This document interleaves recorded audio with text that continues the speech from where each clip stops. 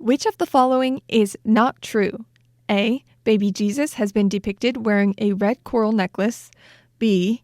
You can spay and neuter cats with your ex's names. Or C. A cat became a frequent flyer after getting stuck on a plane and making multiple international trips. Surprise! They're all true. Keep listening to Formosa Fauna to find out more. Spend the next 20 minutes feeding your brain with Formosa Fauna so you can learn all about the animal kingdom and become smarter than all of your friends.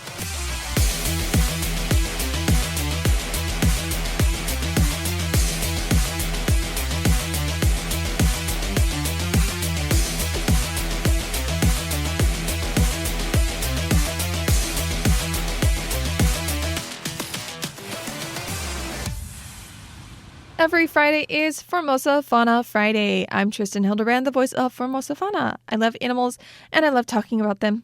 If you're even remotely curious about the animal kingdom, you're in the right place. As you can hopefully tell by the introduction to today's episode, it is packed full of heavy hitters. On today's agenda, we have Spay or Neuter Your Ex, Shelters and Rescues' creative way to get donations, Nest Box Week, where to place birdhouses, Maine Coon accidentally becomes a frequent flyer on Air New Zealand, what baby Jesus wore around his neck, and Taipei and Shanghai exchange African penguins and red pandas. Let's dive right in. Today, the date that this episode first airs, is Valentine's Day. Do you have any special plans? I personally do not. I'm a little too busy with work to have any kind of fun.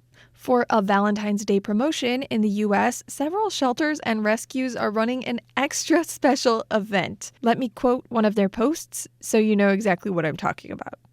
Have an ex that shouldn't reproduce? Feeling vengeful this Valentine's Day?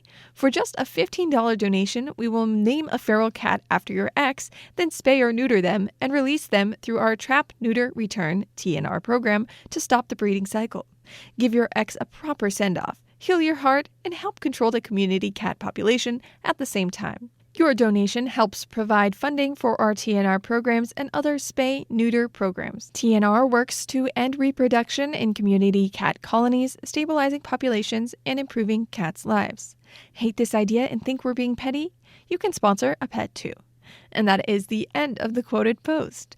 They even offer a bundle deal if you have multiple worthy exes, a single name for $15, 5 names for $50, and 10 names for $100. The event, while it sounds like something for April Fool's Day, is very much real and has had an overwhelmingly positive response, with some commenters realizing that James and Elon are among the top names being used after the shelter publicly shared some of the name list. The specific post I read out was for the Animal Rescue League of Iowa, but similar events are being held across the country. I have not seen one in Taiwan yet, but maybe it will catch on by next year. They don't usually accept last names, so most of these lists are full of first names and sometimes nicknames, like James the Demon. So that then becomes these cats' names. Another trend in the comments was people questioning how humane it is to name the poor, innocent cats after their least favorite exes. Let me know what you think by sending me an email at tristan@rti.org.tw. That is tristan@rti.org.tw.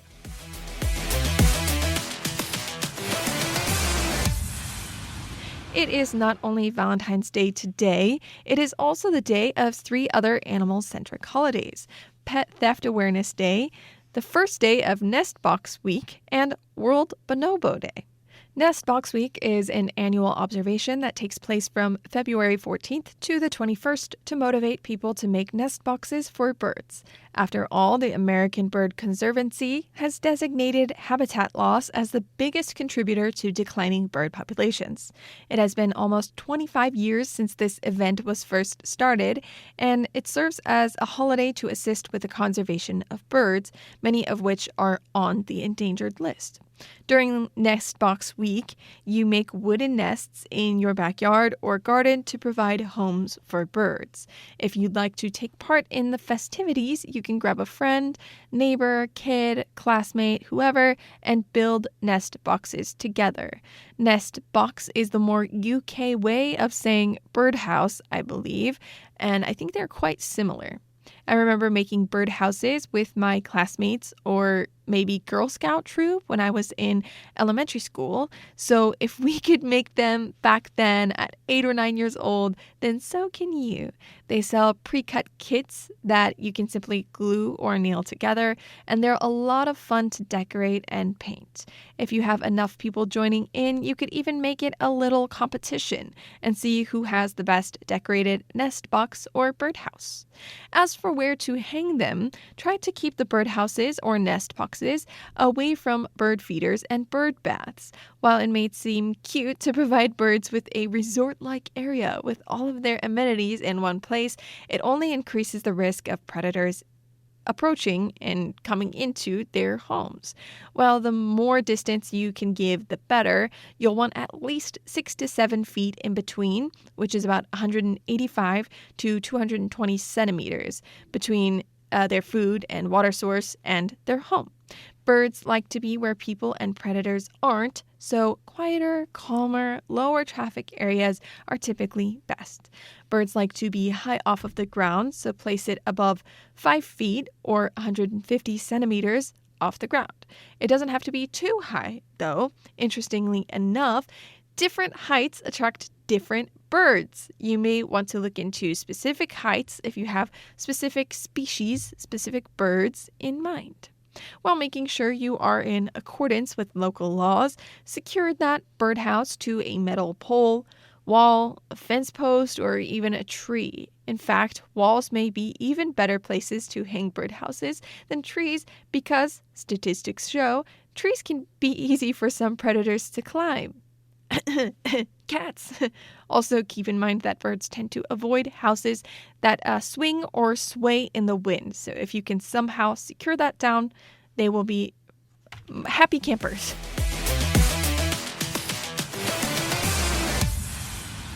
An 8-year-old Maine Coon cat accidentally became a frequent flyer in January when her cage was overlooked in a plane cargo hold, making her take 3 trips within 24 hours between New Zealand and Australia. Her owner, Margot Neas, waited for the cat, named Mittens, to be unloaded from the plane's freight area, and 3 hours went by with no sign of the cat before she really realized something was wrong. Ground staff ended up notifying her that the plane had returned to New Zealand with Mittens on board, which is a 7.5-hour trip. The pilot at the time was told of the extra passenger and turned on heat in the cargo hold for Mittens to be more comfortable. Apparently, what had happened was a wheelchair had obscured the baggage handler's view of Mittens' cage, meaning she was overlooked and left on board for the next flight. Mittens' owner was actually moving to Melbourne and said it wasn't a great start to the move because they couldn't have moved without her whole family being complete. Mittens being part of that family. The story has a happy ending, though, as they were reunited and Mittens was unharmed, although she had dropped a little weight. The airline, Air New Zealand, promised to reimburse all costs associated with Mittens' travel and apologized for the distress caused.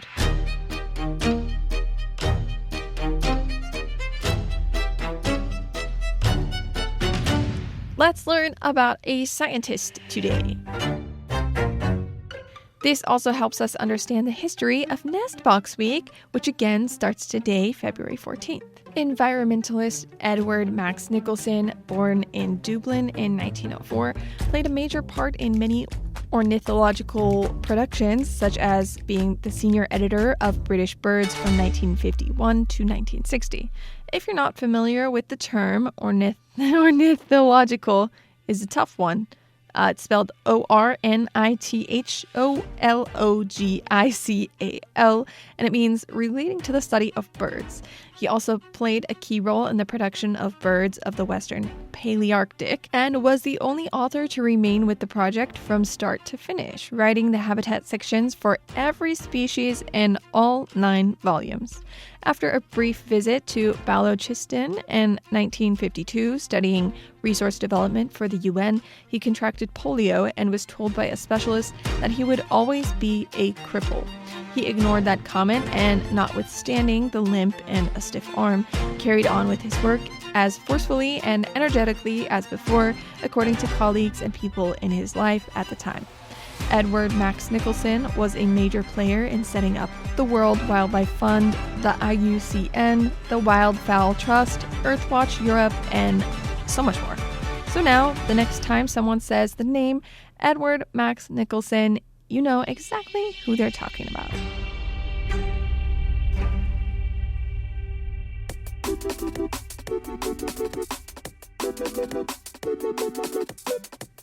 Taiwan is an island that is 70% covered by mountains, lakes, and jungle.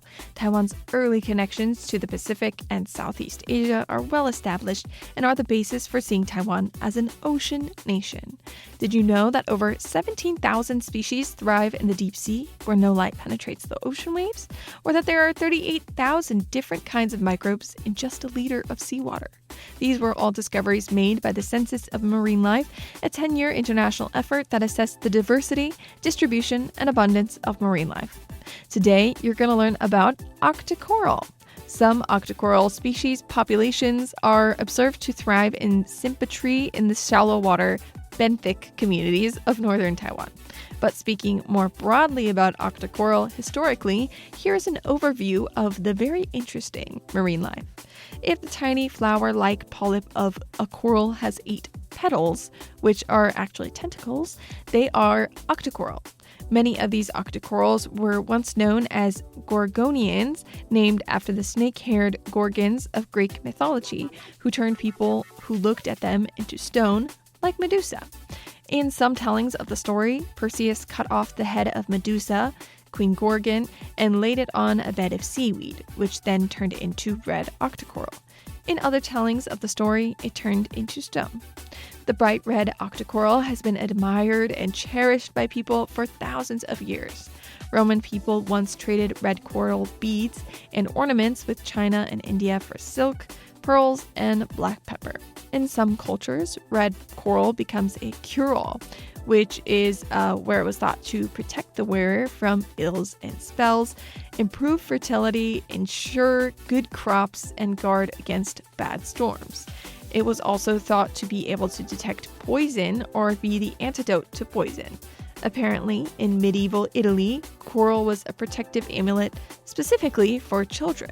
So the infant Jesus is portrayed in paintings wearing a red coral branch as a pendant in some depictions.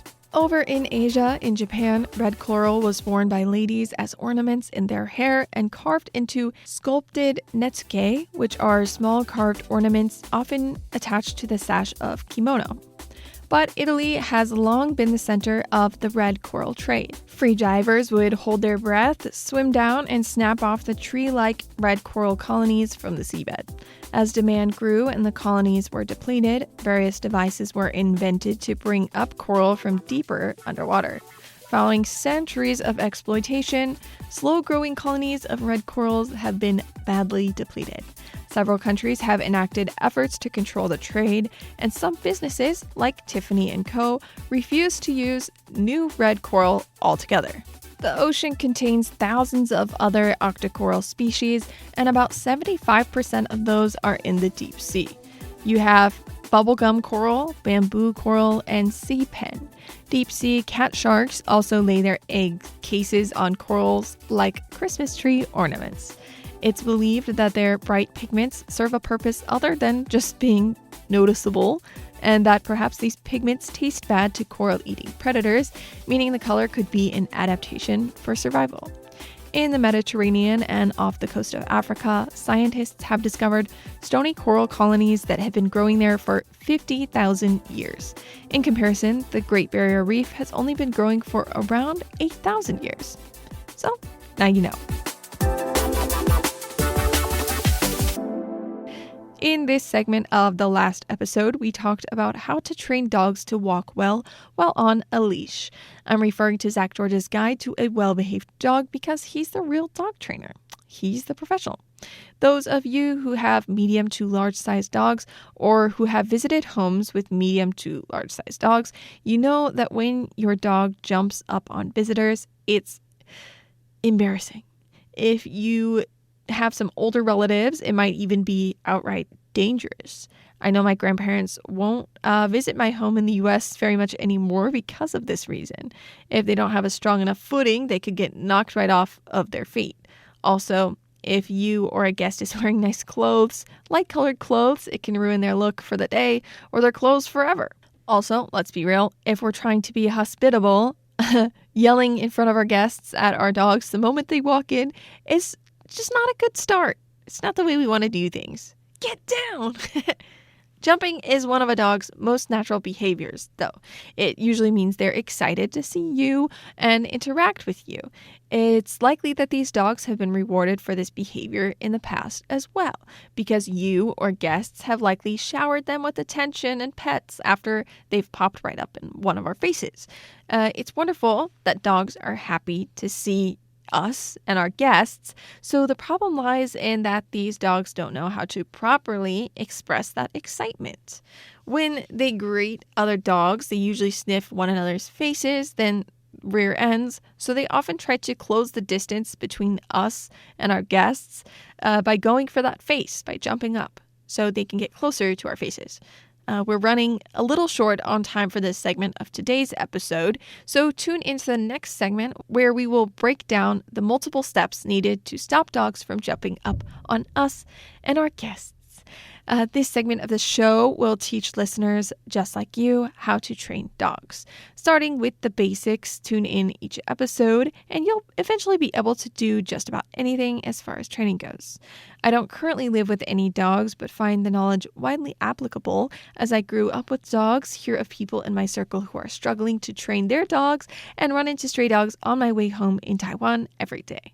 So if you're like me and don't currently have a way to apply these methods, well, there's no telling when exactly they might come in handy. If you missed it, a memorandum of understanding was signed between Taipei and Shanghai, exchanging African penguins and red pandas. The Taipei Zoo said the MOU focuses on animal exchange, professional development, and personnel exchange. It also includes collaborative research on wildlife conservation management, technical support for species-specific care, and cooperation in breeding, husbandry, and medical technology, according to the Central News Agency and Taiwan news writer Charlotte Lee. The African penguin was classified as endangered, but has since been reclassified as critically endangered on the International Union for Conservation of Nature IUCN Red List. If you have the chance, look up photos of Taipei Zoo's baby African penguins because I don't think they will disappoint. If you've been keeping up with the Animal Rescue Diaries segment of our show, where I talk about this cat, I call her Strong Kitty, that I recently rescued off the streets, I just wanted to give you a brief update.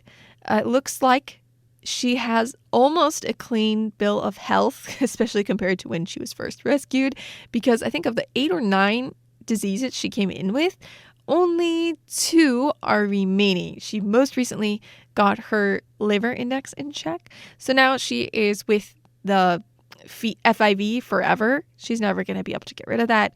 And then she still has pneumonia. So she's still in an oxygen chamber. At this point, I don't even know how much that will cost. I know that the vet has charged me very little for that in the past. But considering she's been in there for, I think, almost a month or over a month, it's going to add up. So I really just, money aside, I just hope that she can get better so she can start to live her life outside of a tiny cage. And that's all for this week. If you pray, please send your prayers to Strong Kitty over in Taiwan. If there's something that you would like to personally share, whether that's your own story, some photos of your favorite pets or animals, or something you saw in the news, send that over to me.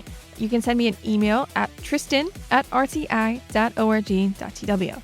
That is TRISTAN@rti.org.tw. And making it to the end of an episode makes you a Formosa Fauna friend. It's not gross, it's cute. Thank you for tuning in, friend. All animals require enrichment, and Formosa Fauna is one kind of enrichment.